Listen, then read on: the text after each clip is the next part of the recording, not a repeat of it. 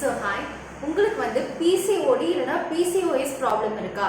So PCOD PCOSக்கு medication தான் எடுத்துக்கணுமா, medicine தான் எடுத்துக்கணுமா அப்படின்னு பார்த்தீங்கன்னா தேவையில்லை. ஸோ இயற்கை முறையிலேயே இந்த PCOD PCOSஸை நம்ம எப்படி சரி பண்ணலாம் அப்படிங்கிற பற்றி தான் பார்க்க போகிறோம்.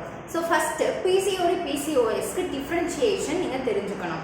ஸோ PCODனா ஸ்மாலான சிஸ்ட் ஃபார்ம் ஆயிருக்கும். எக்கோட க்ரோத் நார்மலாக இருக்காத போது அது அப்படியே டெம்பரரியாக ஒரு சிஸ்ட் மாதிரி ஃப்ளூயிட் ஃபில்டு சிஸ்டாகவே அது மாறிடும். ஸோ PCOSல என்ன இருக்கும் பார்த்தீங்கன்னா உங்களுக்கு மெட்டபாலிக் டிசார்டர்ஸ், அதாவது உங்களுக்கு வந்து இன்சுலின் ரெசிஸ்டன்ஸ் வருது, உங்களுக்கு ஹேர் டெவலப் ஆகுது, ஃபேஸில் பிக்மெண்டேஷன் வருது, சைக்கிள் இர்ரெகுலராக இருக்குது, இந்த மாதிரி நிறைய கண்டிஷன்ஸ் உங்களுக்கு வரும்.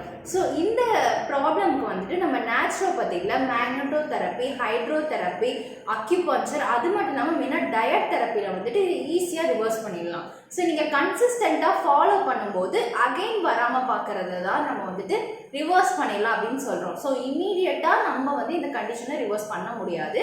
பட் நீங்கள் கன்சிஸ்டண்ட்டாக ஃபாலோ பண்ணுறீங்க along with yoga, exercise, diet அப்படிங்கும்போது உங்களுக்கு வந்து ஒரு நார்மலான லைஃப் ஸ்டைல்லையும் இருக்கும்போது இதை வந்து ஈஸியாக சரி பண்ணிடலாம்.